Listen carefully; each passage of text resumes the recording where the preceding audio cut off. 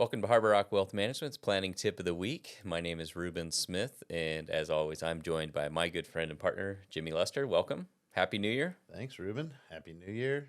Feels good to be back in the seat. It's been a minute. It's been a few weeks. Yeah, a couple weeks. I feel like it's, trying to learn how to ride a bike again, you know? Yeah, it's like coming back, logging in. You're like, what's my password? Kind of feel like blah, blah, blah, blah. There was a few cobwebs there, but yeah, I'm feeling better. We're in the seat. As Taylor Swift says, shake it off. You know? Don't get me started on Taylor Swift. I had we had the Taylor Swift Extravaganza. Eras tour viewing party over the holidays for Grandma's birthday, and it was good. It was for about an hour and a half. Is all I could handle. I think if there's one invite that I'm glad got lost in the mail for me, it's that one. Uncle Jimmy didn't get the nod. Uncle Jim Burt didn't make it. Jim Burt. Yeah. Well, this year, Happy New Year. Welcome to 2024. We are going to talk about New Year's resolutions today. We often set these lofty goals for ourselves and find ways throughout the year to let them go. So we thought we'd talk about financial resolutions and our spin on it. Before we do, yes, I've got a couple stats for you. Let's see it. It's been a while. Let's kick it off. So 1887, going way back, the first man rode his bike around the world. Get out of here. San Francisco to San Francisco. Yeah, I don't know the details on that one. But you don't know how long it took? I don't know. I just read it, so it's true. So I don't know. You read it on the internet, so it has to be true. Moving on. 1942. So this one's really cool. So if anyone's been in my office, they know above my desk I have a really neat picture of my grandfather catching in college and Rogers Hornsby. That's right. The famous Cardinals Hall of Fame second baseman, hitting when they did an exhibition game there, and it's a really, really neat thing that's been in my family for a long time, and I had that blown up, and I love looking at it every day. So 1942, Rogers Hornsby was the 14th player selected to the Baseball Hall of Fame. Oh, wow. So okay, pretty cool. Very good. Also baseball related, 1957, the Dodgers buy a 44-passenger twin-engine plane for $775,000. Wow. They got the team plane. Right. I wonder if it had the Dodgers so I wonder when Vin Scully started doing his thing there. Ooh, good call. That would have been cool if Vinny on the mic was on the plane, on the side of the plane or something. Anyway, speaking of resolutions, so one of my resolutions is to stay handsome and humble. And I think I'm batting 1,000 so far. No, I'm just kidding. I heard that somewhere, and I'm like, oh, that's going to be perfect for this show. But jeez, wow. But anyway, very good. Stats of the day. Now you're loaded up on those. Yeah, thank you. I've missed them. Got your fill. Feels familiar. We're like I said, riding a bike. Riding a bike. Here we go. All right. So let's talk about New Year's resolutions and why they fail. I think we have our own opinions on that, and I personally, I'm not a big fan of them. I feel like when you really dive into it, it's why does he have to wait till the beginning of the year? I get the whole feeling of starting a fresh year, yeah, clean it's excitement. slate. It's a calendar thing, I think, right off the bat, you think of how many times have I had this same resolution to lose weight, work out, quit smoking, quit drinking, whatever, right. Your vice or, whatever it is. And then, how many times can you fail on something? Was it really something that you intended to do? Or was it just like, all right, here's another year. Yeah, right. Let's give it another shot.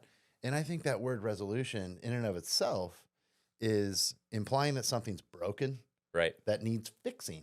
Right. Well, why do you have to be broken? Why can't you just maybe make some better habits, better adjustments? Yeah. Why do they have to be on this grand scale? Well, also, and I know this is more psychologically driven, but why does it have to be so driven by success or failure? Like a resolution, like you said, is to fix something that's broken. Yeah. I think it should be called a New Year's intention. I like it. Have a little grace with these, right? Cut yourself some slack. At the end of the day, we're busy and we run busy lives, and Yeah. if you don't hit that certain goal, well, give yourself a pat on the back for doing whatever you did towards that goal. I agree. I agree. And it doesn't have to be, you don't have to have a list of like 10, 20 things. You're setting yourself up for failure. You're going to have this continuous cloud of guilt because once again, it's January 10th and you're like, wow, I've 10 days. Wow. I went into the fridge. I stopped off on the way home from work and got an In-N-Out.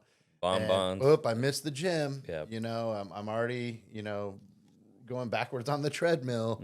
It's don't overwhelm yourself. Yeah. Like one for me and Jill, I'll share ours. Yeah. So we were talking about this, and aside from, hey, let's put some better things in our body on more of a regular basis. Let's not like pin it to, I'm not eating meat. I'm not having any alcohol. Like, right. Okay, let's do more of the good things that we were already doing. Let's do more exercise. Let's take more walks together. Maybe take the dog down to the beach more often. Put some better things on a regular basis in our body to get better things out. Right. Things like that. And then a huge one. So we said, let's make this the most boring year of our lives. Let's make 2024 the most boring year. And we both kind of like aha'd at it. We're like, that's kind of cool concept. Well, what does that mean? It means less noise, simplify. Yeah. Slow down. Slow it down a little bit. Yeah. Boring. I like that. So I don't know. Just a different approach. So I on the board I had Ruben's resolutions, but I crossed that out after we started talking about this, and now it's Ruben's intentions. So my New Year's intentions, I'm gonna go out. I joked around with some friends over the holidays and said it's gonna be the year of Rube. Well, I'm running with it. So 2024 is my year. All right. And what does that mean? So I'm going to focus on health. I'm going to work out on a regular basis. That doesn't. Whoa. No, it's my intention to work out on a regular basis. Okay. And that doesn't mean I'm joining the gym. Okay. It's working out on my terms, and working out could mean I walk 9 holes. Totally. It could mean activity. I do a 30-minute walk. I go shoot hoops with my daughter, something like that. I was going to say chasing around 3 girls, you're coaching and stuff. Yeah, we got a busy spring coming up. That'll keep you moving. Yeah. But also from a health standpoint, dietary. Most of my clients know that I have some inflammation issues and things in my past, so I'm going to cut out dairy. Love it. It's my intent to cut out dairy. I'm not going to beat myself up if it's, if there's just the perfect cheeseburger sitting in front of me. No, sometimes you got to just destroy something. I'm just going to be me. You got to be me. Yeah. And you know what? So that's great. That's good to hear. I think that's a good approach. And I heard a really good one on the way in the other day on one of my favorite sports radio shows that I listened to on the way into work. And they said, instead of like the normal ones like diet, gym, quit smoking, quit drink, whatever it is, it was practice gratitude. Yeah. Oh, I love that. Practice more gratitude. I love that. That's all you got to think about. Yeah. Just be gracious, practice more gratitude. And I love that one. I'm like, oh man, like really sit back and go, I'm really thankful for what I have. Well, if you end up having the most boring year ever, you'll have plenty of time to reflect with gratitude. I love it. Birds chirping. And day by day, wake up every day and say, I'm going to be the best version of myself today. I know all this sounds kind of hokey and cliche, some of it. Yeah. And the intentions, your best intentions might be there, but make it happen. Yeah. So the other 2 I have are regarding family. So when I'm home, I shut off work. So I've gotten better at that. I think as we've transitioned into Harbor Rock Wealth Management, I've definitely, I'm not working, through the night as often as I used to. Yeah. And then from a professional standpoint, I have some designations I want to obtain this year. Exciting. I'm enrolled in one regarding behavioral finance. So I think it's just a fascinating subject. I don't know. That's more of a personal goal of mine to know more about why people do what they do with their money. So we're not getting a big leather couch that people are going to lay down on and No, you're going to go no, into no, session. no. Well, maybe. And then the other one's regarding, it's a SEMA designation, and it's regarding more portfolio design, asset allocation. So Awesome. take a deeper dive on that, sharpen my skill set there. All good for everybody. Yeah. So let's talk about a handful of common financial resolutions that people make. Okay. Okay. So we'll go through these fairly quick. Yeah. I tend to agree with most of them, but we have some thoughts on each. So the first one is establish an emergency reserve. So makes sense, right? We want to keep enough money in the bank to handle life as it comes our way. Mm-hmm. Now, for our clients out there that have gone through the financial planning process, they know that that's absolutely where we start with every single plan. That's so right. I couldn't agree more with this. If you do not have a well-established emergency reserve, then this should be at the top of your list. And even if we recommend that minimum of 6 months living expenses core, Mm-hmm. and you're like, God, I really can't get there right now. Do your best. Yeah. Every chip away at it. Yeah. It doesn't have to be like, okay, here it is. Okay, I'm in. I failed again. Yep, It's whoops. over. You wanted 36 in there. I only got 10 or 5. Do your best. Start chipping away at it. Right. A couple other ones are check your credit report. I don't think people check their credit report enough. I happened to look at mine the other day. It was a hot one for a while, though. Like for a while there, it was like this big push to like, oh yeah, I know everything that's on my report. I look at it all the time, Well, we had one of the credit bureaus have a breach, remember? So it was a big thing to go out and freeze your credit, which I still think is appropriate for certain people. Yeah, I love this one though.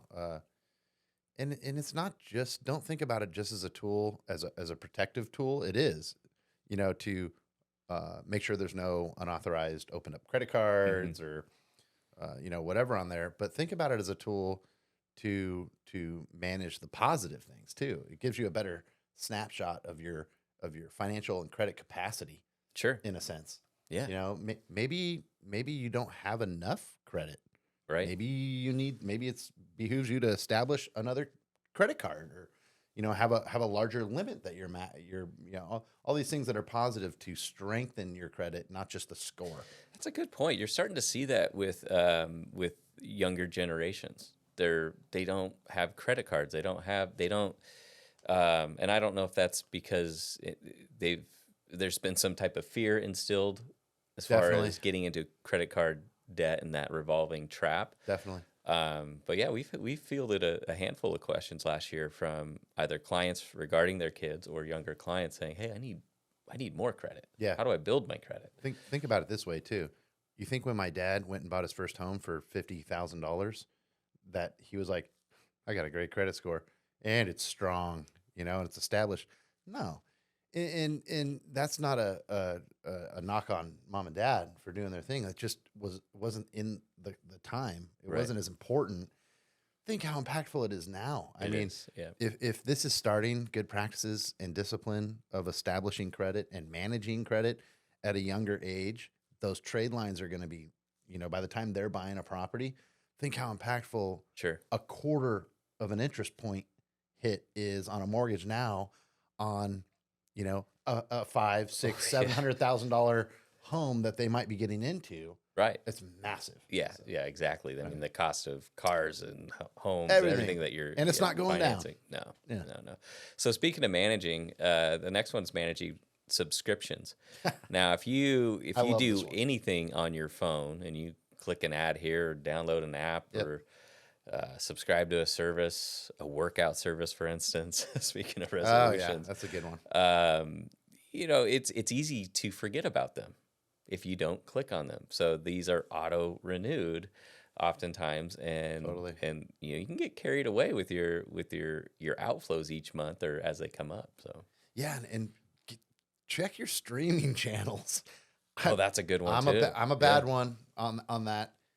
We're moving more towards streaming, and it's very convenient. Let's be honest. And there's tons of good content. It's a lot of fun.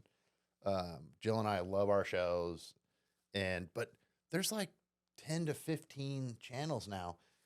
$8.99, $11.99, $16.99. all of a sudden, with my Cox bill, do the math. I mean, that's a car payment. Yeah. Like it Yeah. seems Yeah. like. Wow. So, that's one. If you haven't watched the show, if you haven't logged in, Yeah. go back and check them out. I'm guilty of that too. There was a couple years ago. There was we're USC fans, and we needed the Pac-12 network, so I had to upgrade the cable package to get the Pac-12 network, and then years later, I realized I still have the same package. So Oh no, I've been paying that. Okay, well, totally. I spent like $150 last year on the MLB package. And I'm all, yeah, man, I'm going to watch Rockies games, the Cubbies, Pittsburgh. Oh, not Detroit. Or something. When? On a Wednesday at noon? Yeah, right. Like, of course I'm not. Okay. So watch that one. Make sure you cancel it before the upcoming season. Sure. Okay, so let's get into a few more. Revisit your retirement savings and allocations. So, jump into January. It's a fresh start, new year. Look at how much you're actually putting in towards your retirement. When I managed 401ks, I always tried to instill in our clients to increase your contributions once a year, whether it's at the beginning of the year or if you got a merit increase, you got a pay raise, but do it incrementally. And before long, as we know, time flies, and before long, you'll be putting in way more than you ever thought you would be able to. Totally. I think perception there too, and it was for me for a long time. I was guilty of this. I let it ride at the same. Hey, I'm at least doing what they're matching, which is not entirely irresponsible. Hey, it's a good start. Absolutely. Great start, no doubt. At least do as much as they're matching. But then I didn't increase it for years. And I think the perception is like, I'm used to like getting what I'm getting, and it's really I'm going to take a big hit. I'm not going to be able to, it's really not that big of a change. Yeah. If you think about especially 1 or 2% at a time. Totally. It's gradual. We're not asking you to max it out overnight. And great tip. Yeah. But also with that, look at your allocations, revisit where your 401k is invested or how it's invested, making sure that it's in line with where you need it to be. Talk to your advisor. Absolutely, for retirement. Speaking of 401k, that falls under the, let's talk about real quick before we jump into that, the retirement savings. So the contribution amounts increased at the beginning of the year. So now in a 401k, you can contribute $23,000 as the max contribution. There's a 50 and over catch up that you're eligible for as well. But IRAs increase from $6,500 a year to $7,000. So make sure you're on track to max out those if that's what your goal is, or if you were already doing it. Employers are now offering more and more financial wellness benefits too. So 401k is the clear one, right? Make sure you're participating in your 401k.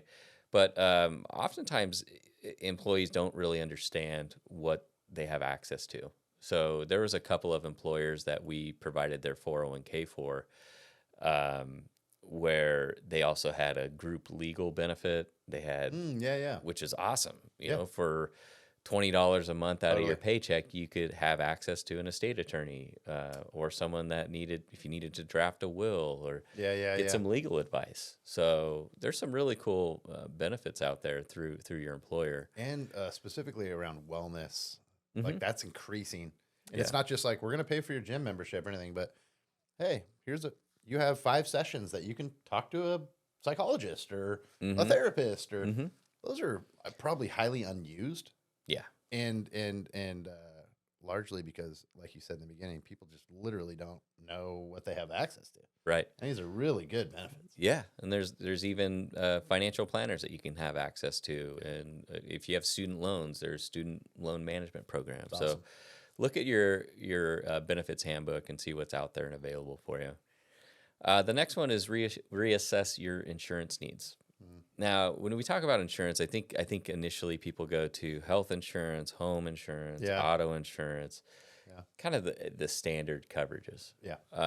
But take a deeper dive, and this is where working with an advisor will really look at everything holistically.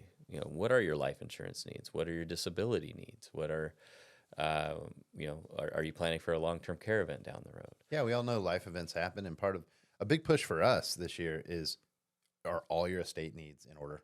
Yep. And that's a big one. And it's always a major cog of a driver of what we do in the planning process.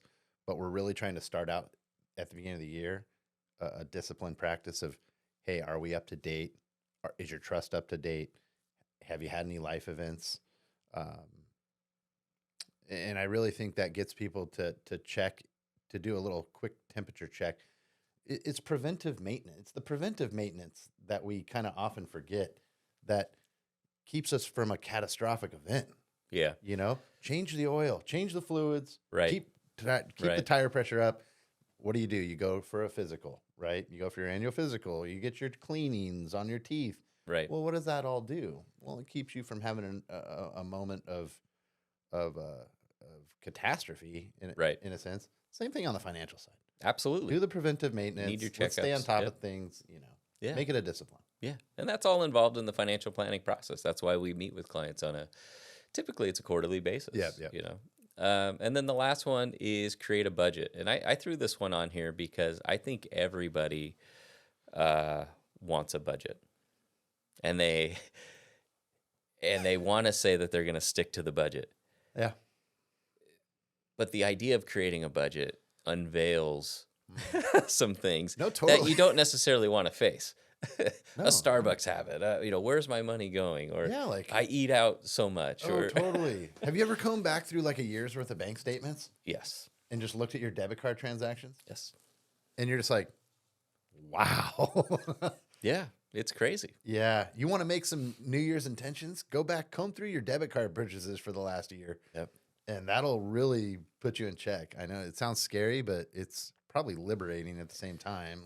And honestly, from a financial planner standpoint, it's the one thing that clients do not like to do. No, they don't. It's when we build a financial plan, it's garbage in, garbage out, right? So your plan is only as good as and as detailed as the information we receive. Totally. So yeah. Even if it's numbers that you're not necessarily happy about, we need to see them. It's so funny, and they'll remain nameless, but we have some people that we know pretty well. And I remember years ago, someone that we worked with, she said, I pay all the bills. And I'm like, what do you mean? She's like, no, we contribute to everything, but I pay all the bills because it freaks him out to see all of everything that's going out just psychologically. He knows that they're getting paid and, whatever, we do our thing, but it doesn't bother him. It makes me feel good and in control. For him, it does the opposite. Yeah. Yeah. Looking at that, even though it's the same stuff mostly every month, the same core. Right. A lot of psychological interesting stuff approach there. Yeah. So, I think this was a good conversation. Obviously, timely as we're in the first week of January in 2024. If you have any questions about any of these topics or have any ideas for future topics, please don't hesitate to reach out. We appreciate you tuning in, and we'll see you next week.